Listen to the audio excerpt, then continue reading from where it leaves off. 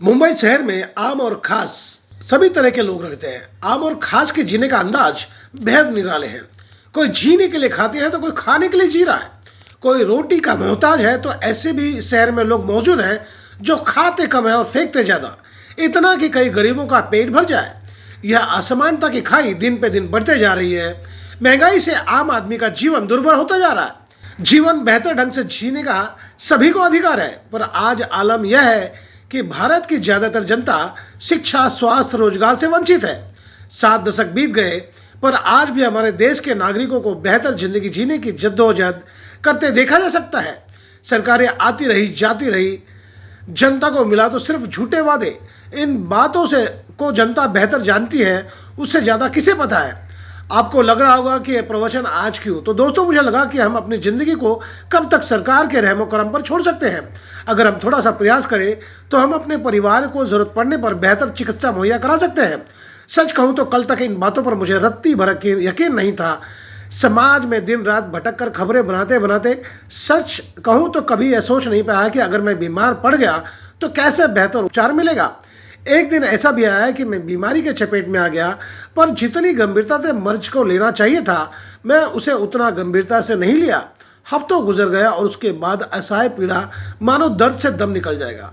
आनंद फानंद में मेरी पत्नी और बच्चों ने नेहरू स्थित अपोलो अस्पताल में भर्ती करवा दिया। दर्द की वजह से मुझे कुछ सूझ नहीं रहा था। तमाम तरह के टेस्ट किए गए, सीटी स्कैन, एंडोस्कोपी तक की गई।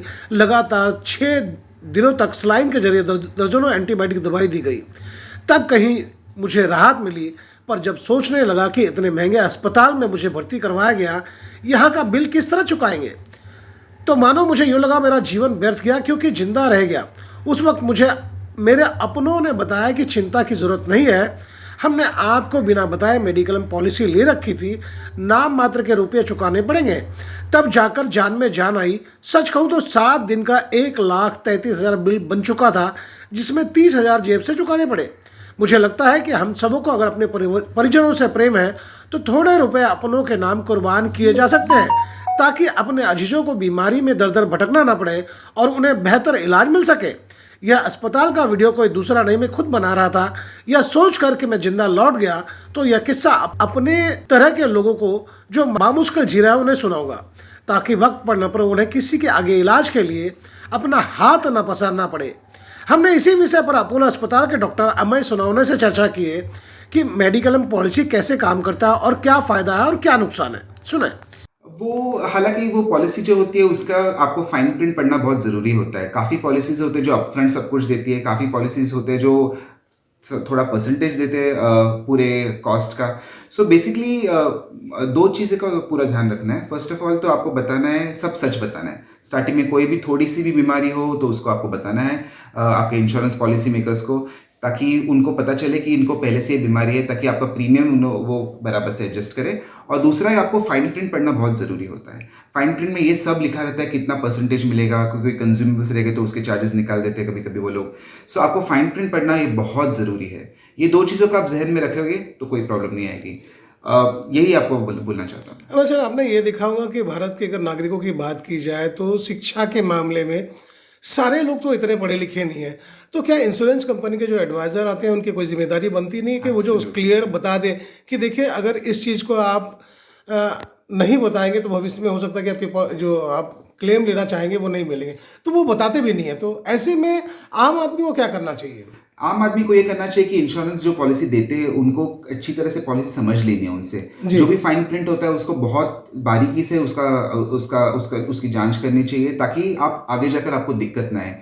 और हाँ, पॉलिसी जो देते हैं, जो बेचते हैं, उनकी भी यही जिम्मेदारी होती है कि वो सब कुछ सच सच बता दे। कोई भी छोटी चीज़ें जो यहाँ वहाँ होती है बाद में जाकर तकलीफ होना, फिर बाद में रिलेशनशिप्स खट्टे होते हैं, कोई पॉइंट नहीं होता उसमें। सो बेसिकली पॉलिसी जो देता है एज वेल एज पॉलिसी जो लेता है, उनको सतर्कता से पॉलिसी की हर छोटी छोटी चीज़ें पढ़ना बहुत ज़रूरी है। सर कई बार ये भी दिखा गया है कि अप्रूवल मिल जाता है मेडिकल जो पॉलिसी लेते हैं, उसके बाद उनको कोई ना कोई बहाना बना के टाल दिया जाता है और फिर उसको पैसे नहीं मिलते। आम आदमी काफ़ी दिक्कतों का सामना करता है इन परिस्थितियों में, इन हालातों में।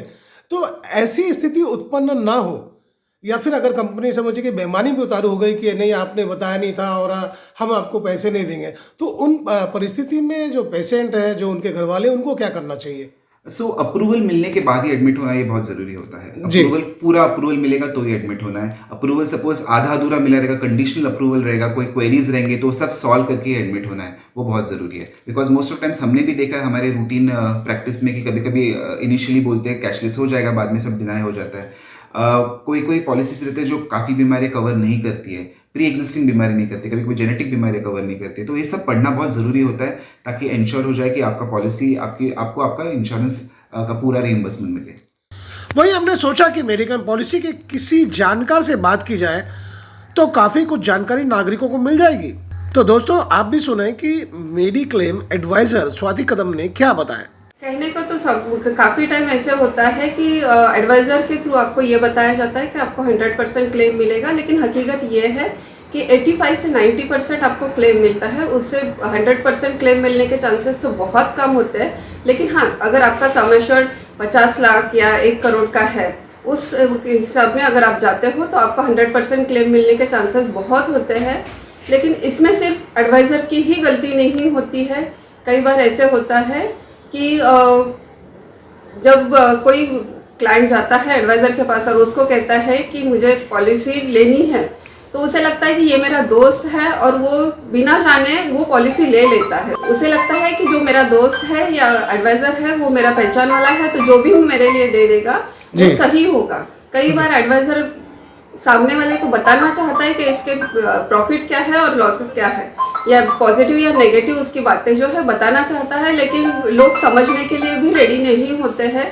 हाँ जी, ऐसे होता है, लेकिन ऐसे बहुत कम एजेंट होते हैं जिनका टारगेट जो है कंप्लीट नहीं होता है और सिर्फ उसके लिए ही वो जो भी झूठ बोलते हैं या जो उस वक्त उनके मुंह में आता है वो बता देते हैं और पैसा ले लेते हैं, क्योंकि उनको अपना टारगेट कंप्लीट करना होता है। उसके साथ साथ ही इंश्योरेंस कंपनी कभी कभी कुछ गिफ्ट देती है या कुछ और चीज़ें होती है जो एजेंट के हित में होती है।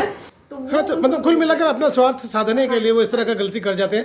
एक बस आखिरी सवाल आपसे करना चाहेंगे, जिस तरह से देखा यह जाता है कि मेडिक्लेम पॉलिसी आदमी लेने के बाद अगर वो बीमार पड़ जाता है, कोई गंभीर बीमारियां हो जाती है उसे, और वो अस्पताल में एडमिट हो जाता है, डॉक्टर उसको पूछते हैं कि आप क्या पॉलिसी है, क्या मेडिक्लेम पॉलिसी है, और वो बोलता है, तो इंश्योरेंस कंपनी को जब वो बताया जाता है तो देखा यह जाता है कि कंपनी वाले अप्रूवल दे देते हैं। लेकिन कभी कभी ऐसा भी होता है कि अप्रूवल देने के बावजूद भी उसके क्लेम पास नहीं होते और वो क्लेम रद्द कर दिया जाता है।